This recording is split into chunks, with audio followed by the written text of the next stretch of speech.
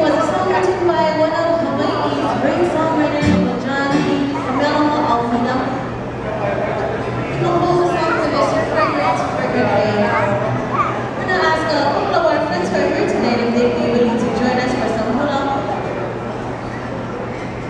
This is Elina Heleniki and Frank Alana Akima. Together they are the hula of Kalaniao Keiko School of Hula.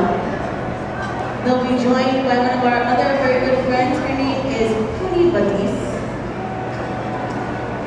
Puni.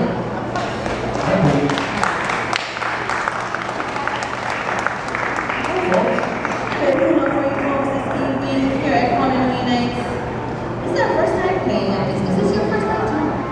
First. Yeah, so I'm sorry that we're missing out on the ice. But I'm going to try to see if we can go over there and do some skating this weekend sometime. She's the ice cream guy, but she's bring up a little circle.